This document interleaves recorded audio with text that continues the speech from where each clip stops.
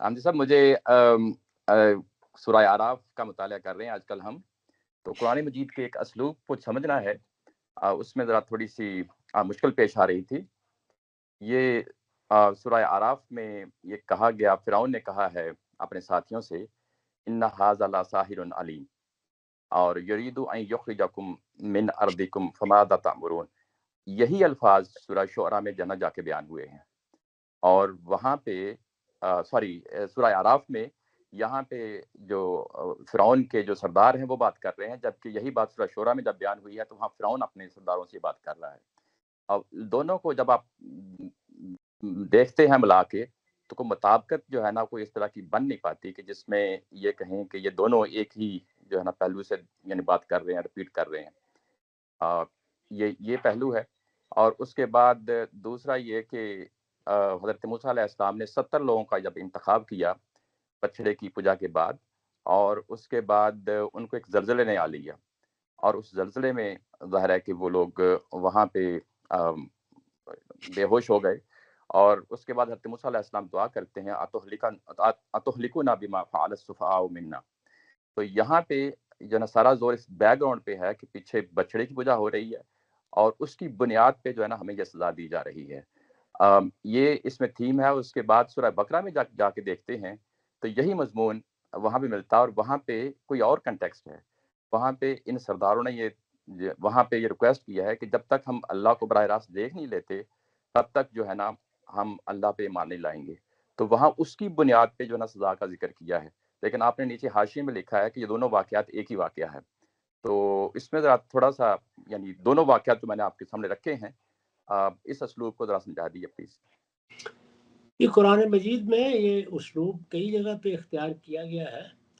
यानी जिस वक्त कोई शख्स एक नुमाइंदा की हैसियत से गुफ्तगू करता है, जैसे फरिश्तों की बाज़ गुफ्तगुओं में भी यही सूरत है। यानी उसमें वाहिद का सीगा होता है, इसलिए कि जब फरिश्ते आते हैं तो कोई उनका सरबराह है, वो बात करता है तो उसमें उसका ज़िक्र हो जाता है। ये सैयदा मरियम के साथ जो गुफ्तगू है उसको भी देखिए, वहाँ भी यही है। और उसके पूरे ज़ुमरे के लिहाज से जब गुफ्तगू होती है तो वो जमा के सीगे उसके लिए इस्तेमाल हो जाते हैं, या ये कि मलाइका ने कहा, वहाँ पर सारे ही उसलूब तब्दील हो जाते हैं। तो ये हमारे यहाँ भी इस्तेमाल होता है। आप ये देखिए कि कैसी उम्दा अदबी ताबीरें हैं खुद हमारी ज़ुबान में। हम कहते हैं कि अमरीकी कौम का नुक्ता नज़र ये है, हम कहते हैं कि अमरीकी रियासत का नुक्ता नज़र ये है, और कभी कभी हम इसको बिल्कुल ही तखफ़ुफ़ कर देते हैं, तखफ़ीफ़ कर देते हैं और कहते हैं कि वाशिंगटन का नुक्ता नज़र ये है। तो ये असल में मुख्तलिफ़ ताबीरें हैं। कभी ट्रंप साहब हैं, वो अमेरिका के सदर हैं, तो ट्रंप बोल रहे हैं, उसको आप ट्रंप की निस्बत से भी बयान कर सकते हैं, सदर अमेरिका की निस्बत से भी बयान कर सकते हैं, वाइट हाउस कह के भी बयान कर सकते हैं, और अमेरिका कह के भी बयान कर सकते हैं। दरअसल है कि पूरा अमेरिका तो पूरी कौम ही का नाम है या पूरे इलाके का नाम है। तो ये दोनों ताबीरें दुनिया भर के लिटरेचर में बड़ी आम ताबीरें हैं। यही यहाँ इख्तियार की गई हैं। जो गुफ्तगू की है फ़िरौन ने या फ़िरौन के सरदारों ने, उसका मुखातब कौन है? मुखातब उनकी कौम है। यानी जिस तरीके से बादशाह सलामत जब ऐवान ख़ास या ऐवान आम में बैठ कर बात करते थे, तो वो बात असल में लोगों को कही जा रही होती थी। लोगों तक वो बात पहुंचनी चाहिए, लोग उसके मुखातब हैं। यहाँ चूंकि एक बड़ा मेला मुनक्किद करना है और उसमें सब लोगों को बुलाया जाना है, वो ये बात बयान कर रहे हैं। उसमें जो उनके गिर्द उनके आयान व अकाबिर वज़रा बैठे हैं, वो बात करेंगे। हमारे यहाँ सियासत में भी यही उसलूब है। चुनांचे हमारी सुप्रीम कोर्ट ने फैसला दिया है कि जब प्राइम मिनिस्टर कोई दस्तखत करता है तो वो असल में कैबिनेट करती है, तो वो पूरी काबीना की बात होती है। तो ये चूँकि इख्तियार के मामले ही ऐसे रहे हैं, बादशाह और उसके उमरा या बादशाह और उसके आयान व अकाबिर, तो कभी बादशाह बोलता है, कभी वो सारे के सारे बोल रहे होते हैं। तो ये आपको कदीम लिटरेचर में, कदीम अदब में, आपको शेक्सपियर के यहाँ, आपको अरबी ज़ुबान के अदब में ये आम असालीब मिलेंगे।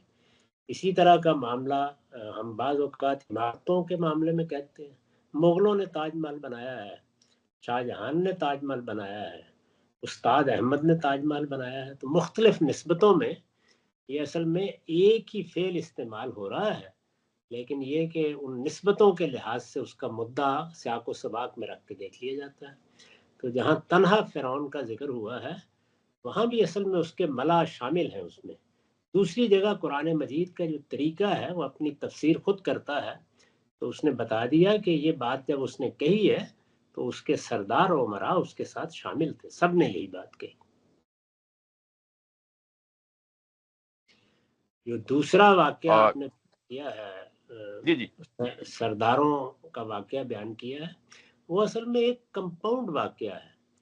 یعنی ان لوگوں نے ایک بڑی غلطی کی، اس غلطی کی نوعیت اگر آپ بائبل کا مطالعہ کریں تو واضح ہو جاتی ہے۔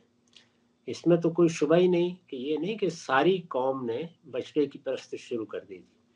قرآن کا اسلوب ایسا ہوتا ہے کہ اس میں بعض اوقات یہ غلط فہمی ہو جاتی ہے۔ جیسے دیکھیے نا کہ جب تم نے سبت کے معاملے میں ہیلا بازی کی، اب قرآن اس کو ایسے بیان کرے گا، جبکہ تاریخی طور پر یہ معلوم ہے کہ یہ ایک مچھیروں کی بستی ہے جس میں واقعہ پیش آیا۔